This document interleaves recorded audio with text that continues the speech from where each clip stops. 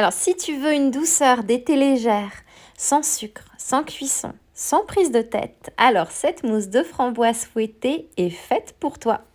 Chez moi, en été, on cherche le frais, le rapide et le délicieux. Et là, crois-moi, avec seulement 2 ingrédients et un bon fouet, tu vas avoir une mousse légère comme un nuage. C'est juste una meraviglia. Alors, je commence avec 150 g de framboises fraîches et surtout bien sucrées. Si tu n'en trouves pas, des framboises surgelées font tout aussi bien l'affaire. Et si ce n'est pas assez sucré, je t'invite à regarder la barre d'informations pour avoir l'option du sucre en supplément.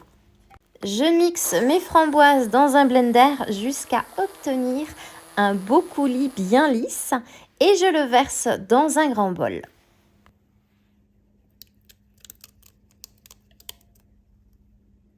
Ensuite, j'ajoute 40 g de blanc d'œuf pasteurisé. Alors, tu peux bien sûr le pasteuriser toi-même à la maison. D'ailleurs, je t'ai déjà montré comment le faire et ça sans cuire l'œuf. Mais il existe également du blanc d'œuf déjà pasteurisé, tout prêt à l'emploi, qu'on trouve très facilement au rayon frais des magasins. Alors, c'est ce que j'utilise le plus souvent, alors surtout en été, parce que ça se conserve plusieurs semaines au frigo, que c'est zéro effort, vraiment, tu ouvres et c'est prêt.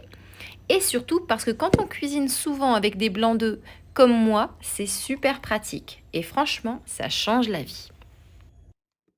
Et là, moment magique. Je fouette le tout pendant 4 bonnes minutes et pas une de moins, bien sûr, c'est très important. Je commence à fouetter tout doucement et j'augmente la vitesse au fur et à mesure.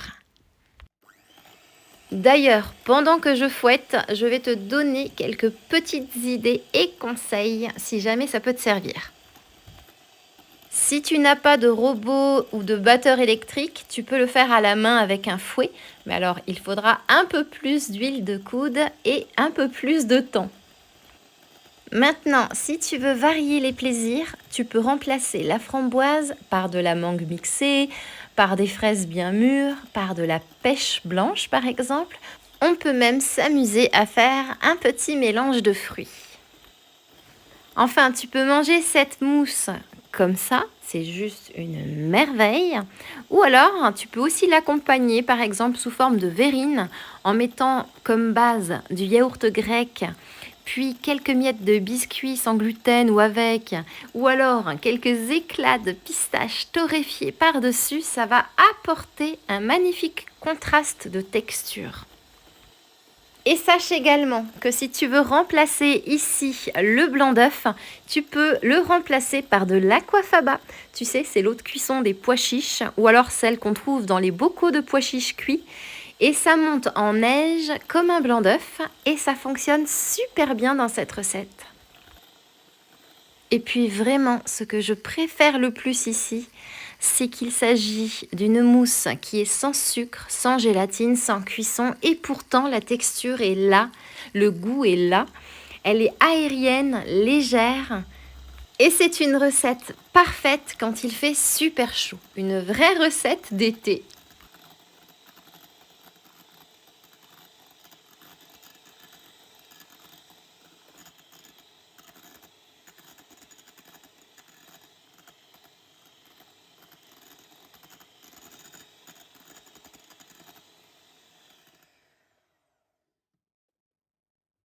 Et voilà, tu peux la servir tout de suite, bien évidemment, mais je te conseille de la mettre quand même au frigo pendant 30 minutes. Elle en sera encore plus fraîche. Et je te conseille de poser une ou deux petites framboises fraîches sur le dessus. C'est tout bête, mais ça donne tout de suite envie et on comprend tout de suite aussi de quoi il s'agit comme dessert. Bon, et alors la question que je me posais à ton sujet pendant que je préparais ce délicieux dessert minute était la suivante. Quel est le fruit d'été qui te replonge direct en enfance? Et surtout, pourquoi? J'ai bien hâte de découvrir ta réponse en commentaire et en attendant moi, il ne me reste plus qu'à te souhaiter une délicieuse dégustation.